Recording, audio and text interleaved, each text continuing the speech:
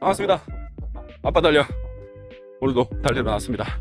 날씨가 많이 선선해졌어요. 이제 진짜 가을이고 아침 저녁으로 추워서 긴팔 입고 달리기를 해야 되는 계절이네요. 제가 최근에 영상이나 공지에서 이 족저근막염을 앓고 있다고 대대적으로 광고를 했었죠. 지금도 완벽히 회복된 건 아닌데 많이 좋아졌어요.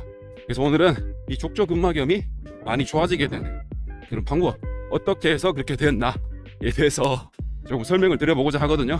지금 운동 거의 마무리 상태인데 오늘은 운동 끝내고 앉아서 이야기해 볼 수 있도록 하겠습니다. 운동 마무리하고 뵙겠습니다. 자, 운동 끝마치고 자리를 옮겼습니다. 제가 깜빡하고 마이크를 안 가져와서 이 숨이 좀 고르지 못할 수도 있는데 이 부분은 좀 양해를 부탁드리겠습니다. 이 족저근막염이란 부상은 저도 이렇게 오랜 기간 부상으로 러닝이 힘들어 본 적은 처음이라서 지금 굉장히 힘든 시기를 보내고 있거든요. 거의 한 2달 가까이, 2달 정도 다 돼갑니다. 참 쉽게 낫지 않네요. 근데 최근에 많이 좋아지고 있어요. 이제 그 좋아지게 된 계기가 어떤 거냐면, 제가 유튜브에서 이제 한 가지 영상을 보고 따라해봤는데 굉장히 효과적이더라고요. 정석근 선생님께서 5년 전에 올리신 족저근막염에 관한 영상이 있더라고요. 그래서 그 방법을 보고 따라해봤는데 굉장히 효과를 많이 봤거든요. 어떤 방법이냐면 50에서 55도씨 되는 정도 된 아주 뜨거운 물에 발을 넣습니다. 그래서 발을 넣은 다음에 이렇게 마사지를 해줘라, 그렇게 하시더라고요. 이 50에서 55도가 어느 정도냐면 그 목욕탕 온수가 40도 정도 되거든요. 50도가 넘어가면 뜨겁습니다. 그래서 손을 넣었을 때 뜨겁다 싶은 느낌이 들 정도로 아주 뜨거운 물인데, 저 같은 경우는 이제 집에 온수가 굉장히 높게 세팅이 되어 있어서 온수를 풀로 해서 틀고 이 찬물을 조금 섞어가서 하니까 온도가 대충 맞더라고요. 그래서 발을 넣고 보시는 것처럼 이렇게 계속 마사지 해줬습니다. 이렇게 막 계속 한 10분에서 15분 물이 식으면 또 다시 뜨거운 물 받아서 이렇게 해주니까 효과가 좀 좋아요. 근데 이렇게 해준다고 다음 날부터 막 씻은 듯이 낫는 건 절대 아니고요. 원래 족저근막염이 아침 첫발이 제일 힘들잖아요. 다음 날부터 아침 첫발이 조금씩 덜 아프기 시작합니다. 이게 진짜 아파 보신 분들은 아는데 요 정도만 돼도 진짜 행복해집니다. 아침 첫발이 너무 아파가지고 족저근막염은 진짜 힘들더라고요. 이제 뜨거운 물에 넣고 마사지 해주는 방법, 저는 진짜 많이 효과를 봤거든요. 사람마다 맞는 방법이 있고 또 안 맞을 수도 있어요. 그래서 이것도 해보고 저것도 해보십시오.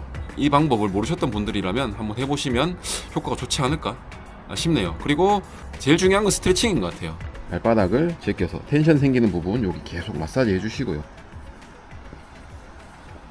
그 다음에 종아리 뒷근육 스트레칭 굉장히 중요하거든요. 시간 날 때마다 이렇게 서서 이렇게 종아리 뒷근육 여기가 다 연결이 되어 있다고 하더라고요. 아킬레스부터 발바닥 족저근막까지 다 연결되어 있기 때문에 이렇게 좀 텐션을 주고 늘려주는 스트레칭 많이 해주면 족저근막염에도 굉장히 도움이 많이 된다고 합니다.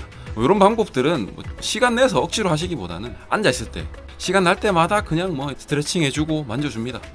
종아리 쪽도 이렇게 계속 여기 보면 누르면 아픈 부분 있죠. 이 부분 계속 이렇게 마사지 해주고, 부상 이후에는 이렇게 가벼운 조깅을 하더라도 이렇게 좀 약한 부위에 테이핑을 꼭 해주거든요. 이게 귀찮더라도 이런 거 해주시면 부상 예방과 조금이라도 빨리 낫는데 도움이 되니까 이런 것도 해보시고요. 제가 족저 때문에 처음에는 이제 병원 체충격파 치료를 받았는데 지금 6회까지 받았거든요. 그래서 처음에 한 2번은 괜찮아지는 것 같았는데 그 이후로 가니까 모르겠어요. 효과를 못 느끼겠고, 이게 한 번 치료할 때마다 돈이 10만씩 들거든요. 그래서 실비가 있으시면 괜찮은데 실비가 없으신 분들은 굉장히 부담스럽겠더라고요. 그래서 지금은 이제는 그만 받으려고요. 그래서 이제 병원에 너무 의존하는 것보다 이 족저근막염이라든지 이런 부상들은 일상생활에서 조금씩 이제 자기가 그 방법을 찾아가는 게, 치료 방법을 찾아가는 게 맞다고 들어서 유튜브 보시면 진짜 많은 방법들이 있거든요. 이것저것 다 해보십시오. 내한테 맞는 방법을 찾아야 되니까요. 무엇보다 중요한 건 이제 계속 꾸준한 치료, 관리, 스트레칭이라든지 마사지 이런 거 진짜 중요하니까 일상생활에서 많이 해보시면 좋을 것 같습니다. 병원 치료도 좋긴 한데 너무 병원에 의존할 필요는 또 없을 것 같고요.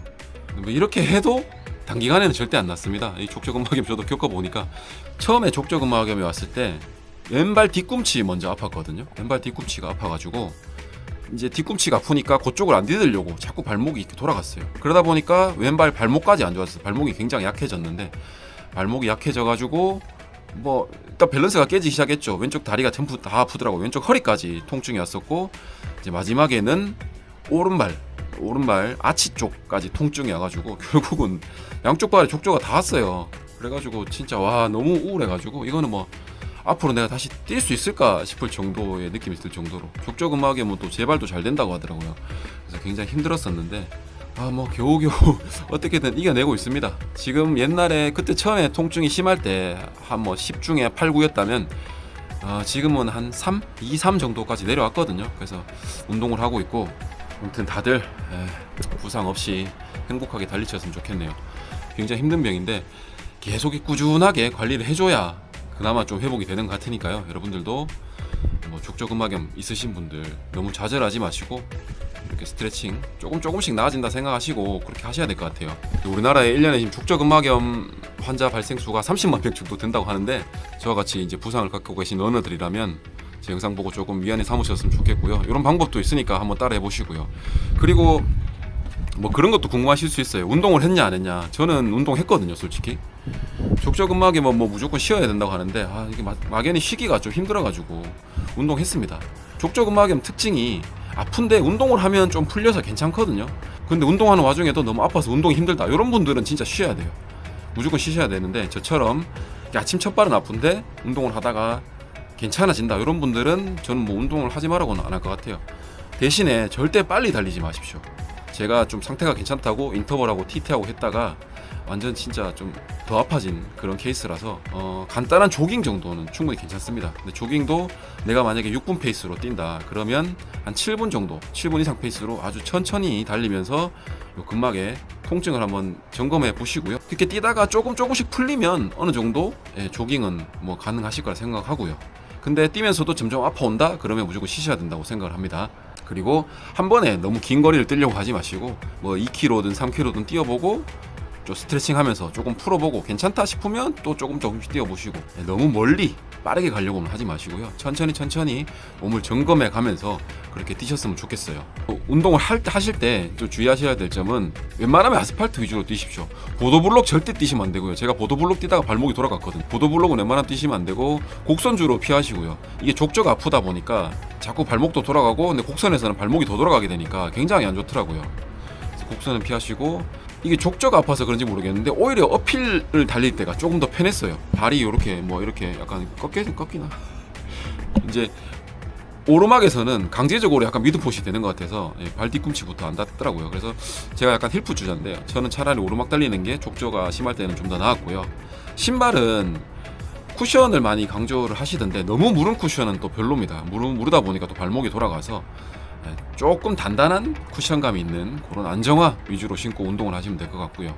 그리고 운동 끝마친 뒤에는 아까처럼 이제 온수 마사지라든지 스트레칭 꼭 해주셔야 되고요. 이렇게 부상을 한번 겪어보니까 정말 이 평소 제가 스트레칭이나 이런 걸 굉장히 등한시했었는데 이게 얼마나 중요한가 다시 한번 뼈저리게 느꼈고요. 예방과 치료를 적절하게 잘 해줘야 그나마 빨리 나을 수 있는 질병이니까 다들 그런 부분 좀 신경 써주시고요. 저는 뭐 이런 부상인 덕분에라고 해야 되나, 이번 가을은 목표 없이 그냥 좀 최대한 즐겨보려고 생각 중입니다. 그래서 뭐 오히려 잘 된 것 같아요. 이렇게 또 즐기면서, 우리가 뭐 매번 목표를 쫓을 수는 없으니까 이렇게 또 즐기면서 달리기가 올해가 끝이 아니니까, 제가 이 말 자주 하는 것 같은데 또 내년 마라톤을 보면서 그거는 준비 과정이라 생각하면 마음 편하게 또 이번 가을 잘 지날 수 있을 것 같습니다. 자, 이번 주는 이제 경주 동아 마라톤이 있는 날이죠. 제가 풀코스를 나가는데 이번에 이제 제가 좀 몸 상태가 생각보다 괜찮은 것 같아서 서브4 페이스메이커, 페이스메이커는 좀 너무 거창하고요. 구독자분들하고 같이 4시간 맞춰서 한번 달려보려고 합니다. 제가 뭐 공식 페이스메이커가 아니기 때문에 저한테 너무 큰 기대는 안 하셨으면 좋겠고요. 인생을 걸지 마십시오. 서브4, 이게 서브3가 보통 마라톤의 가장 궁극적인 목표라고 하지만 또 누군가에는 서브4도 굉장히 큰 목표일 수가 있기 때문에 제가 조금이나마 도움을 드릴 수 있었으면 좋겠습니다. 뭐 4시간 동안 저랑 같이 런트립 즐긴다고 생각하시면 될 것 같고요. 제가 또 경주를 잘 알거든요. 경주 태생이다 보니까 같이 한번 즐겨보셨으면 좋겠네요. 저는 D조에서 출발할 예정입니다. 타요 풍선 달고 있을 테니까요. 함께 하고 싶은 분들은 뭐 누구든지 자유롭게 오셔서 같이 달려주셨으면 좋겠습니다. 자, 그러면 이제 경주 마라톤까지 한 3일 남았는데 남은 기간 모두 컨디션 관리 잘 하시고요. 부상 조심하시고, 다시 한번 말씀드리지만 예방과 사후 대처 요거 진짜 잘 하셔야 됩니다. 그럼 저는 이번 주 토요일 경주에서 뵙도록 하겠습니다. 오늘도 운동 잘했습니다. 수고하셨습니다.